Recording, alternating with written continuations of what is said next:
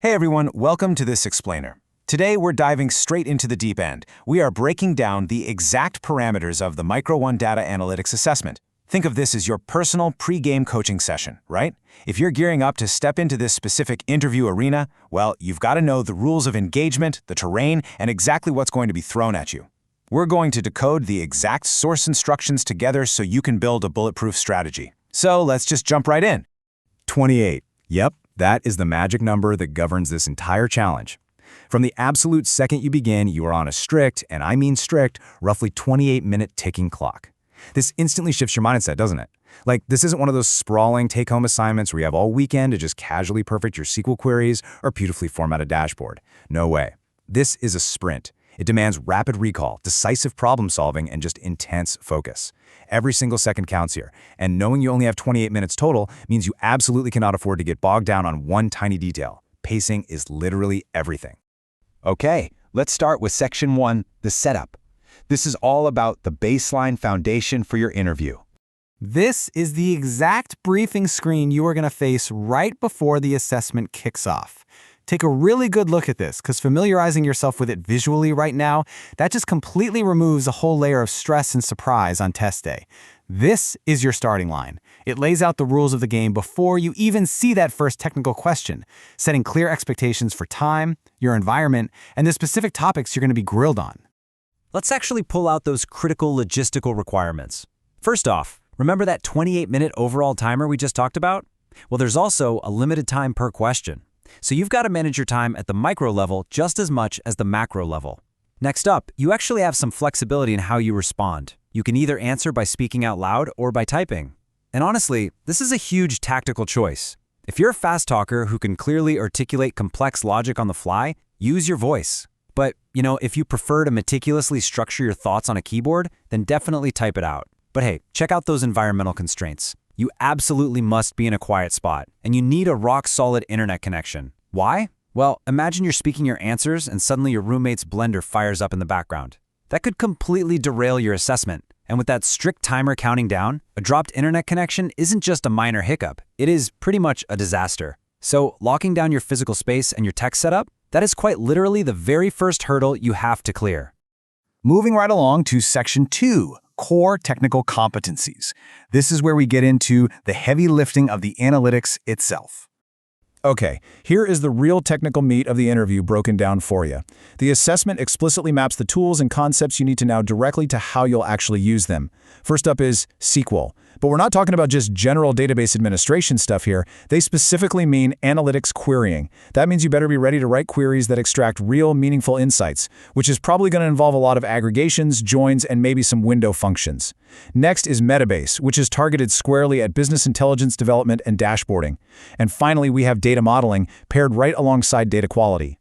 The big takeaway here, they aren't just testing if you memorize the dictionary definitions of these words. They want to see if you actually know how to apply them to ensure data is structured right, fiercely protected for quality, and queried efficiently. I want to just pause here for a quick second to highlight a really specific expectation. This call out for Metabase, BI development and dashboarding, is highly targeted. If you're a data analyst who usually spends your days deep in Tableau, Power BI, or Looker, definitely take note of this. The assessment explicitly names Metabase. That tells you straight up that you need to be comfortable with the specific quirks and paradigms of BI development inside that exact platform. You're going to need to know how to take raw data and flip it into a clean, visual dashboard, all while that relentless 28-minute clock is staring you down. Honestly, if you aren't familiar with Metabase, your best tactical move right now is to go spin up a local open source instance this weekend and just practice building some quick charts. All right, moving beyond just the tools, we hit Section 3, stakeholders and communication. Because, let's face it, raw data skills alone just aren't going to cut it. This captures the essential human workflow of a data analyst, which, spoiler alert, is heavily tested in this interview. On the front end, you've got stakeholder requirements gathering and analytics translation. What does that actually mean for you? Well, it means you're not going to be handed these perfectly clean, neatly defined technical tasks. Nope, you are going to be tested on your ability to listen to a stakeholder's super vague business problem, dig out the actual requirements, and then translate all those messy human needs into a crisp technical analytics strategy. Then, and here's the crucial second half, once the data is modeled and your beautiful dashboard is built, you pivot to the communication and presentation of insights. You've got to be able to actually explain what your analytics mean. You have to present your findings back to the stakeholders in a way that makes sense to them. Ultimately, this part of the interview is measuring your ability to bridge that massive gap between complex data logic and plain, actionable business English. And finally, we wrap things up with Section 4, Post-Interview Outcomes. Let's look at exactly what happens when the dust settles. So, when that 28-minute timer finally hits 0, the whole experience doesn't just vanish into thin air. As the briefing screen explicitly points out, the entire interview is recorded and will actually be made available right in your profile link. And this is huge for 2 reasons. First off, it means the evaluators can go back and review your performance, your spoken answers, and your technical execution in deep detail after the fact. Second, it serves as a permanent record for you, sitting right there in your profile as a real testament to your capabilities. But strategically, this gives you a massive advantage.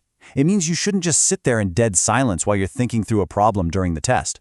Narrating your thought process out loud is absolutely critical. Even if, actually scratch that, especially if you don't perfectly finish a really complex query before time runs out, the reviewers will still understand your logic because you talked them through it.